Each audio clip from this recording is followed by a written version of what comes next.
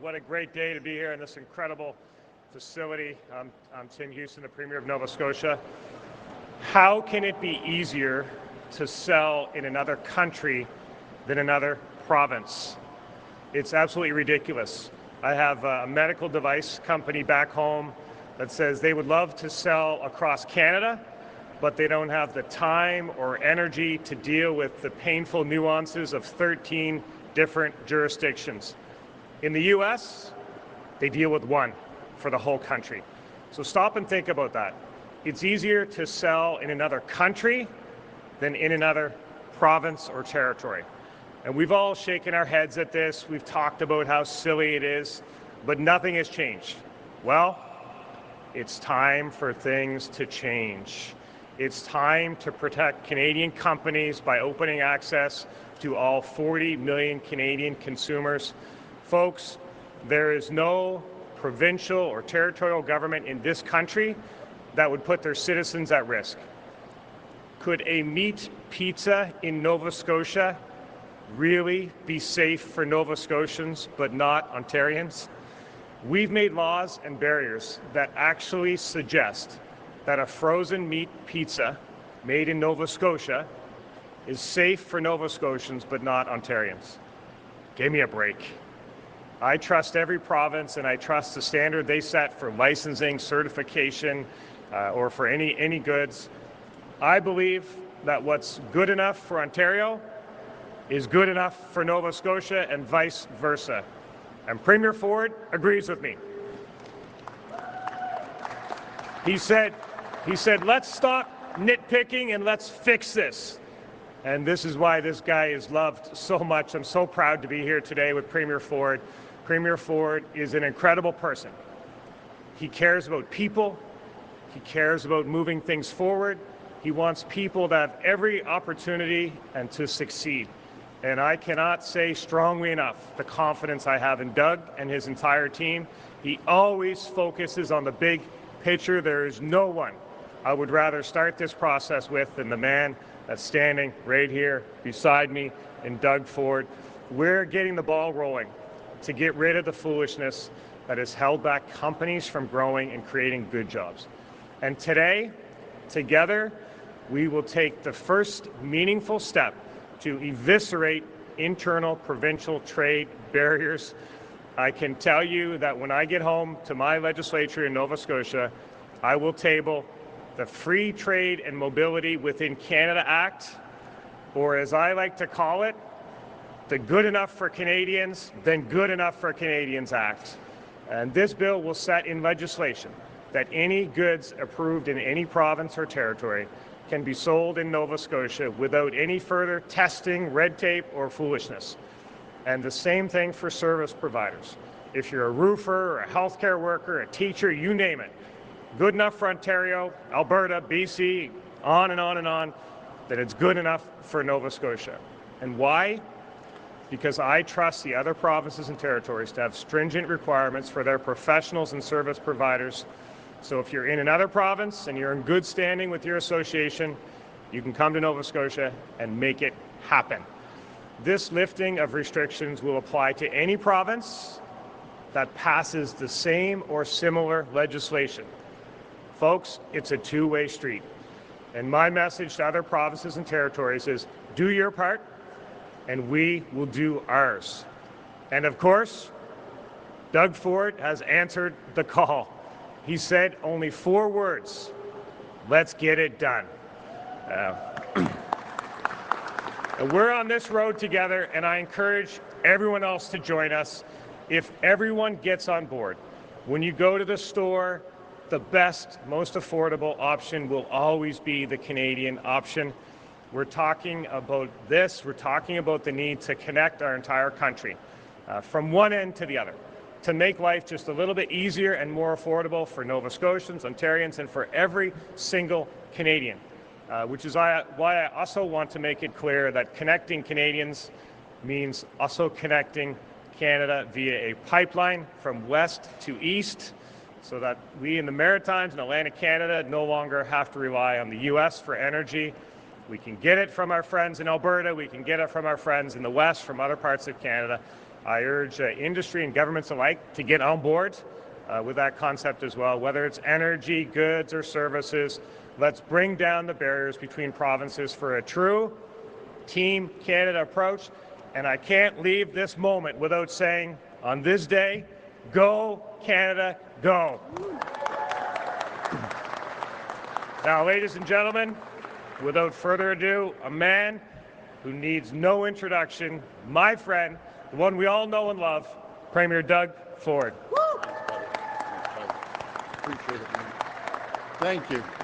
Well, first of all, thank you so much. I'm going to get to Premier Houston in a minute, but Enrico, thank you. And I want to thank all the folks here at HPG for hosting us today. They make incredible products here and just top-notch, first-class operation. But first, I want to welcome Z Hamid, your PC candidate in Milton. Thank you, Z, true leader. And what I can say about my friend Premier Tim Houston, you know, he's one of my closest allies, closest friends, and all the premiers. We all get along very well. But what a great premier from the province of Nova Scotia. And the people of Nova Scotia spoke loud and clear not too long ago, a couple months back, and is giving Tim a mandate to move forward. Tim and his government have been amazing partners to Ontario. You know, when I always have a question, the first person I pick up the phone to is Premier Houston. He's been with me at the table with the Prime Minister. He's been beside me in Washington. Tim, you've been there with me every step of the way. And I'm just so grateful for your friendship, your leadership, and I'm so grateful for your support. As Tim is showing us today, Canadians are standing united from coast to coast to coast. To protect Canada from Donald Trump's tariffs, the history books will show it was Canada's premiers who first answered the call to stand up and fight Donald Trump's tariffs. We've never let the political games and chaos in Ottawa distract us, and we never will. As we stare down the threat of Donald Trump's tariffs, it's never, ever been more important for every level of government, for every region to come together to be united. Over 150 years ago, Canada was born and formed against the odds. Our great country was built through sheer grit and hard work, through determination and vision. Today, as we're facing the biggest threat to our economic security and independence as a country, we need to rise to the challenge. We need to have the same grit, the same work ethic, the same determination, and the same vision as the great fathers of our Confederation. It's been amazing to watch Canadians from coast to coast to coast, of all ages and every creed and every race. They're uniting in defense of Canada. They're speaking out and saying, Canada will never be the 51st state, and Canada is not for sale. Now, governments at all levels in every region, we need to match these words with bold actions. We need to strengthen the economic ties that bind our country together. We need to build the true North strong and free with a mandate from the people. A re-elected PC government will fight to protect Canada. We will fight for the people and their jobs and their communities and have a united country, more self-reliant, just like the Canadian Pacific Railway connected and united a young Canada. A new generation of infrastructure and resource projects will bring our country together. They'll reduce our dependence on the United States, create new opportunities for Canadian workers, and usher in a new century of Canadian prosperity. New pipelines, transmission lines, more rail lines, airports and ports, we need to build them. We need to bring Canadian oil and gas, critical minerals, energy and electricity to new markets and new customers. And we need to diversify our trade and maximize our leverage on a global stage. A re-elected PC government stands ready to support Energy East, Northern Gateway, and pipeline projects to Canada's northern coast. Provinces and territories are doing our part. We're cutting the red tape and we're ready to build. With the Ring of Fire, the largest deposit of critical minerals in the entire world, and the most ambitious plan to build out nuclear power in the world right here in Ontario, including the first small modular reactor in the G7. Ontario's ready to help build the future of Canada, but I have to be clear. Right now, today, the biggest barrier blocking us from getting our immense resources to market, to getting our critical minerals out of the ground, or building the nuclear power plants that will fuel our economic growth for decades to come, it's not in Washington, Moscow, or Beijing. It's right here in Ottawa. We need the federal government to get out of the way. We need the federal government to cut its layers and layers of bureaucracy and red tape by scrapping impact assessment requirements that raise costs, slow down approvals, and stop provinces and territories from building. With Donald Trump on a mission to disrupt our economy, we can't afford decades of delays. We need to build, and we need to build now. As we build up Canada's economy, we need to tear down internal trade barriers. Internal trade barriers cost Canada's economy $200 billion every year. They reduce our national GDP by 7.3%, and they add 14.5% to the cost of goods and services Canadians buy every day. A re-elected PC government is ready to support a true labour mobility deal. We're ready to remove all Ontario's party-specific exemptions under the Canada Free Trade Agreement. We're ready to sell Ontario's world-class beer, cider, and wines to more Canadian customers across our country. For too long, we've lacked the political courage to do what's right for Canadian workers, for Canada's economy.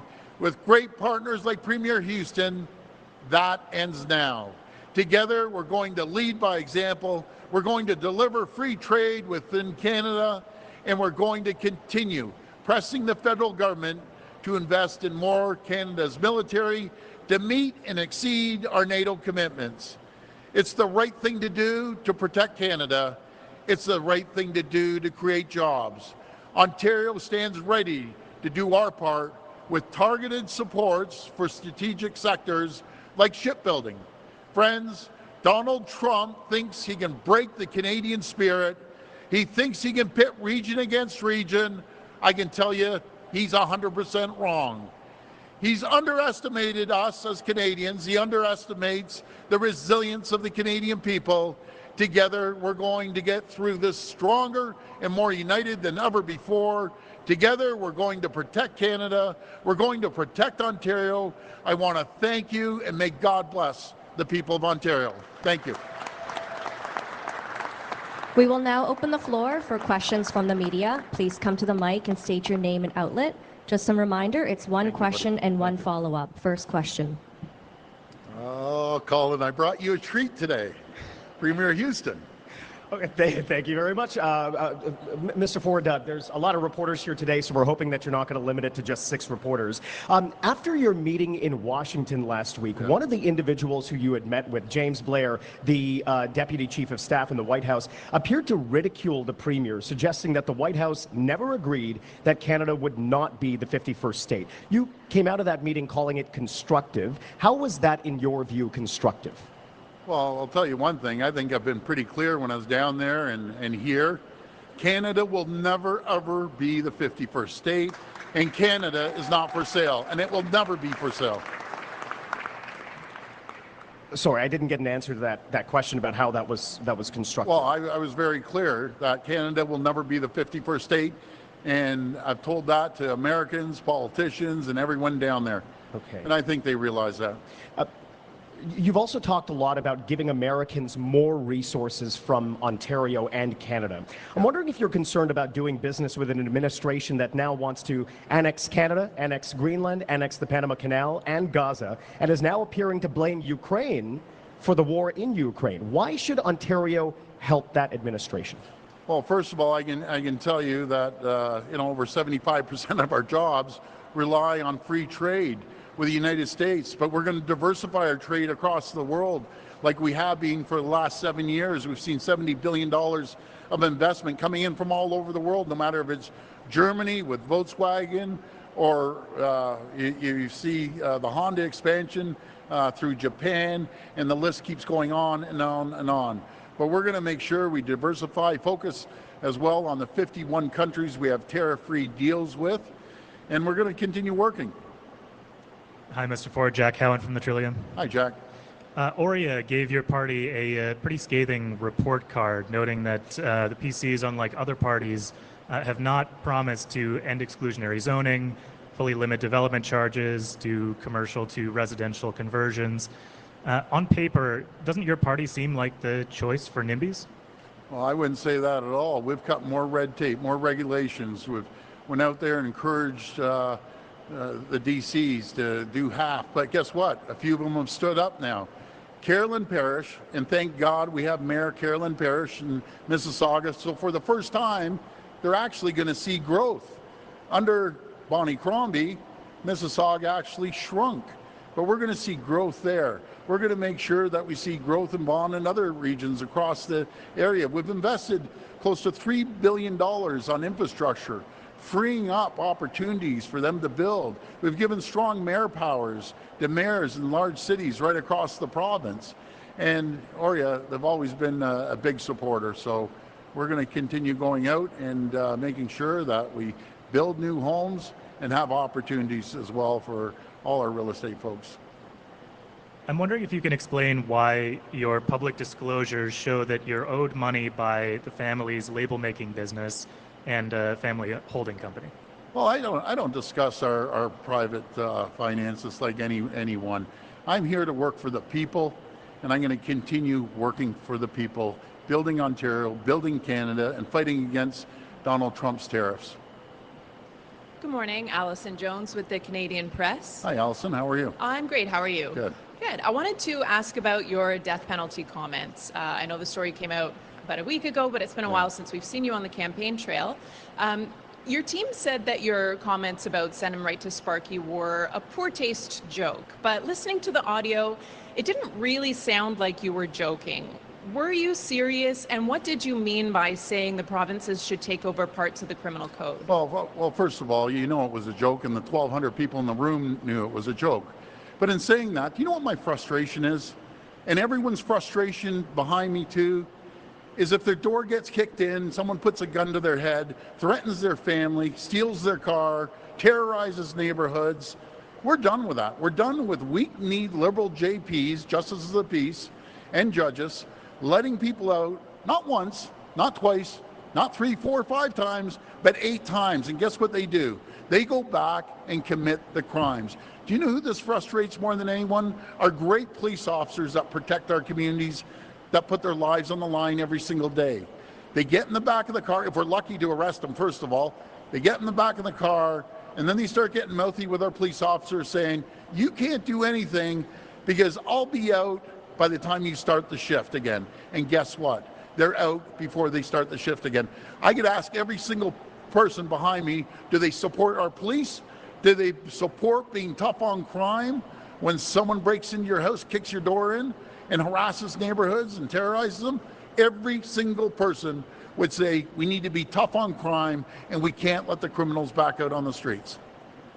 And I wanted to ask about something else you said at that police gala. You promised $1 billion to build a new police college, but Yes. neither you nor your team have offered anything in the way of details. That's a pretty startling amount of money to not tell voters how or when or where or why you're spending that. Can you offer us any more details today on that promise? Well, we have a lot of announcement. The election's still a week out, so stay tuned.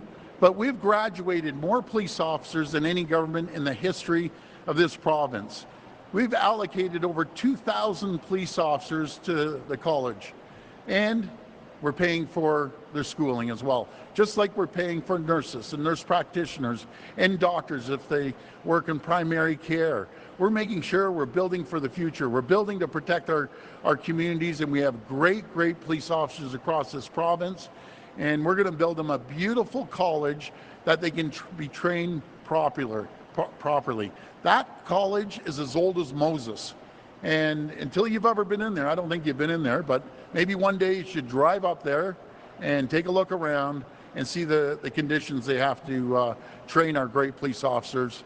We're investing, and we're going to make sure that we give them the best place to train our police officers. Good morning, Camille with CBC French. You just said in your speech that the biggest barrier is not in Washington or Beijing, but in Ottawa. Yeah. How is that showing a united Team Canada front? Well, you know, on this internal trade and making sure we get critical minerals out of the ground. So everyone's heard of the Ring of Fire. This has been going on for 25 years. Assessment after assessment after assessment after assessment. Where are we going to have assessments the rest of our lives? Well, America and the rest of the world are trying to eat our lunch. One of the most powerful tools we have in Canada is our energy and our critical minerals. Enough of the assessments and waiting around, and you know, we're doing assessments up there with Martin Falls and Webequie First Nations. They're loving it. We got a deal with Aeroland. I'm going on the northern tour. I'm going to be hitting Cochrane, Timmins, Sudbury, Sault Ste. Marie. I'll be up there, and I think there's 5 altogether. I think I've named all, and Thunder Bay, Thunder Bay. So we're going on a whirlwind tour up north. And I tell you, the people up north want the critical minerals. They want the forestry. They want jobs and security. And there's no one that wants jobs and more security than the First Nations communities that I've talked to up there. And I've mentioned just 3 of them that will bring jobs and opportunities and electricity to their communities. And advanced polls are now open. When we talk to voters, many of them are still confused about timing, about even unaware there's an election. So what if you do get the strong majority you're asking for, but also a record low turnout? Well, I'm not too sure of anyone that doesn't know there's an election going on, so I don't know who you've been talking to. But, you know, unless you're living underneath a rock, we're pounding the pavement, we're out there. I'm clocking more kilometers than all 3 parties combined. Just think of that. All 3 parties combined, I'm clocking more miles, and we're getting the message out there. This is about the tariffs. This is about our economy. Nothing moves without a strong economy. Nothing moves in our health care and our education and our infrastructure, that we're spending over $200 billion on infrastructure, without a strong economy. That's the foundation of our province. The economy is the foundation of our country. And we're going to focus on the economy and fight Donald Trump's tariffs every step of the way. That's what this election's about. Hi, Mr. Ford. Laura Stone, Globe and Mail. Hi, Laura. Hi. Not only is the Ontario government running ads on U.S. networks, you're actually sponsoring shows on Fox News, like Sean Hannity's interview with Elon Musk and Donald Trump. Can you explain to taxpayers why they're spending tens of millions to sponsor Hannity, Trump, and Musk? Well, first of all, those ads are extremely effective. You know, they've hit over 500 million people. But what you did leave out, we're advertising on CNN. I'm on CNN, CNBC, I'm on Fox News. Because you know what we have to do? We have to tell the Canadian story. We have to tell the American friends, and they are our friends and they are our allies, that without Canada, there's going to be inflation. A Trump tariff on Canada is a tax on Americans. Simple. A Trump tariff on Canada is a tax on Americans. And we want to explain to them, when they see plants shut down in the U.S., yes, is it going to hurt Canada? Sure it is. But they're going to see big time damage in the U.S., right across manufacturing. The supply chain is so intertwined. We need each other. We need to build that AmCan fortress I've been talking about. Can you reveal how much money the government is spending on these ads? All we've heard is tens of millions. That could be between 10 and 100 million. Do you not think taxpayers have the right to know?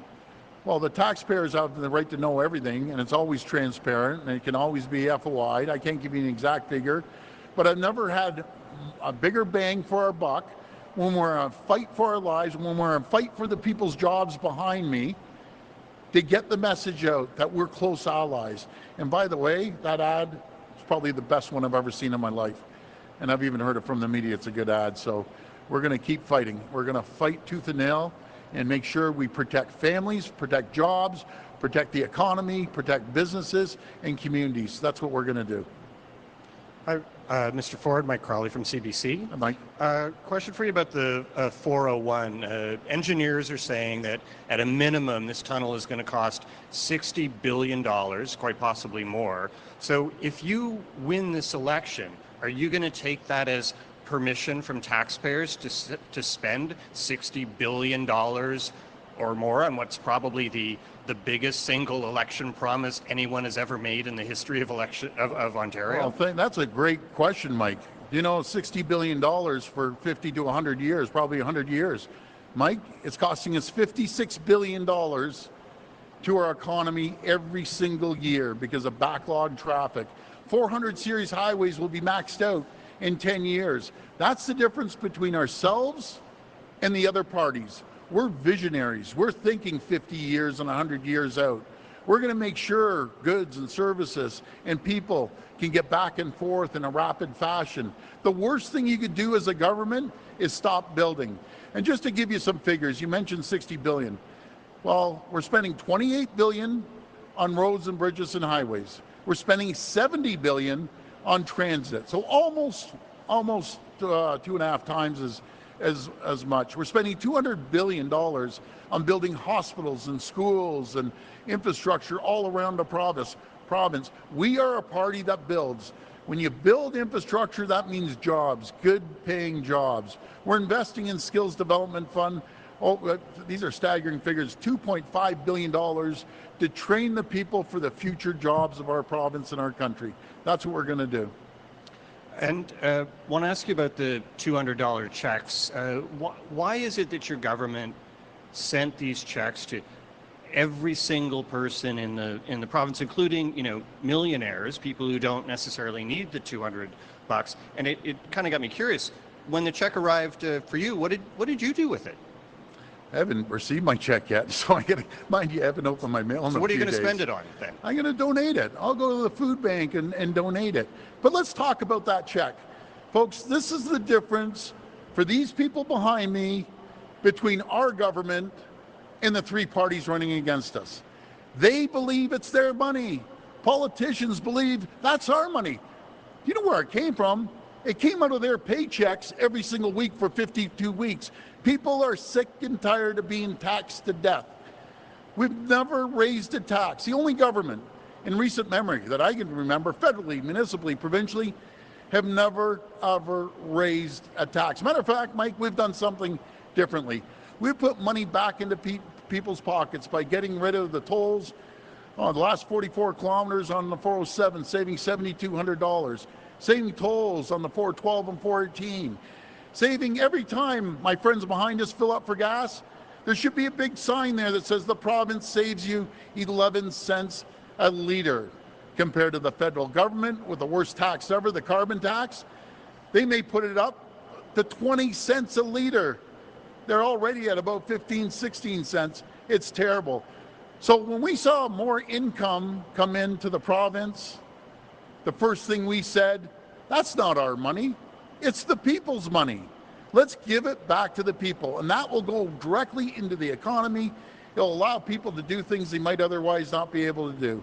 So we believe in reducing taxes and putting it into companies and into people. Morning, Premier. My name is Tariq, Hi. and I'm from Awaz Entertainment Television. Thank you very much taking time coming on your busy schedule. Thank you. Visiting Milton. Assure you we will support Hamid. Thank you. As He's the best. Well, we're going to make sure he's going to win. Thank you. Okay. Well, I have a suggestion as well as a question. Yes. Because I have a personal, first-hand, hand-on experience with the Canadian businessmen. Yes. They go outside. They never really gave traditionally any importance to the other markets. Say, for example, Middle East. They were so happy, laid back dealing with American. Now they learn a lesson, but a hard way. The problem is the shipping time, the infrastructure, the fare. I mean, the businesses cannot succeed unless, as a government, you will help them to be competitive and give them all those facilities. Nice to deal interprovincial, but the money should come from outside. We need to have our own cars, our own brands, our own way of helping those things. Why are we not doing it? And what can you do to help to make the embassies to move? They are not proactive. You guys are fired up. Great question. Everything, but great question. But what we do, we have offices around the world with Ontario representatives. We've seen over $70 billion from around the world and here in Ontario invest into the people right here in Ontario, because our number one selling feature are the people.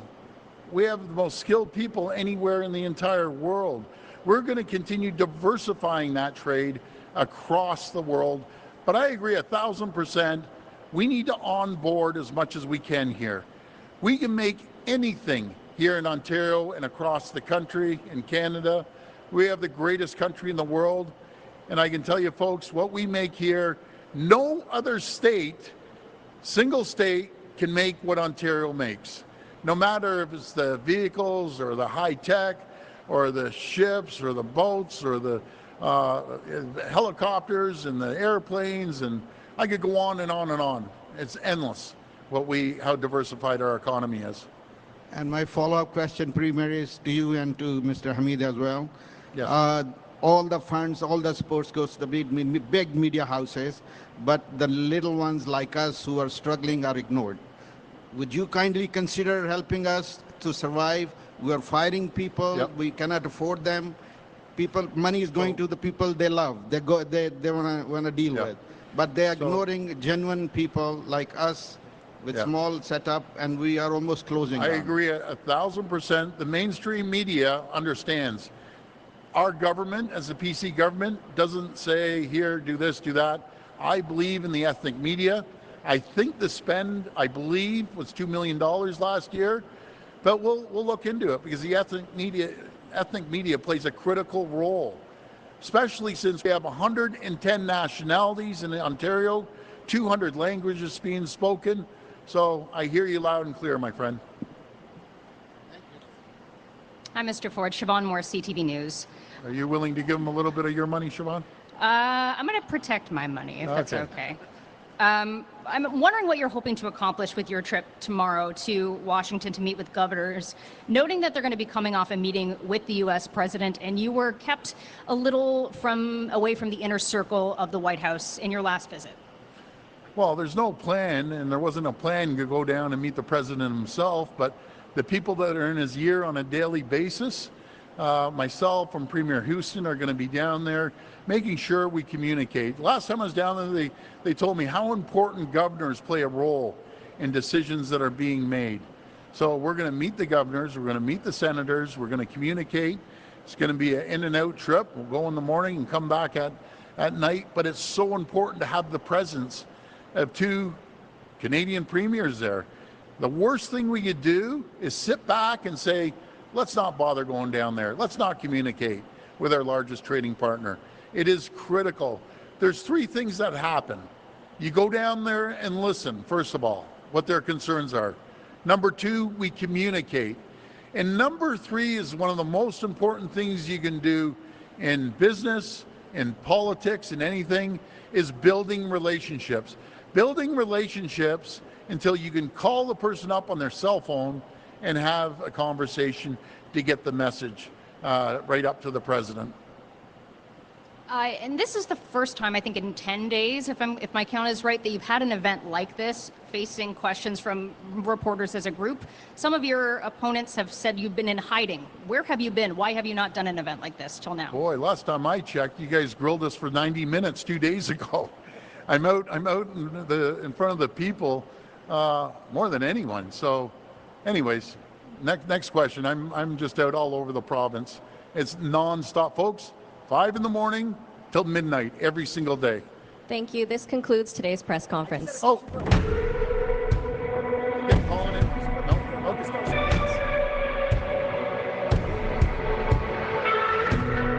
Tell me, is your future in someone else's hands? No problem. I don't. You might not be able to hear the question. Oh, here it is. Yeah, we got it. Nova Scotia's Auditor General wants you to withdraw your government's bill, which she said would jeopardize her independent role if that goes ahead. What are you going to do with that bill? Well, there's a bill before the legislature. It's part of the budget. There's lots of bills before the legislature. I'm an accountant myself. I was surprised to hear the Auditor General say that it could impact her independence. It's the same as in place in Manitoba, the same as in place in Alberta. So we'll continue. We'll work with the Auditor General's office. Great respect for the work that they do. We follow their recommendations, and we'll listen carefully. But we're just trying to kind of level set a series of things. So you're not going to withdraw it. It is going to go ahead? The plan is to go through. We'll talk to the Auditor General's office, but we're proceeding. Thank you. This concludes today's press conference. Fight for you.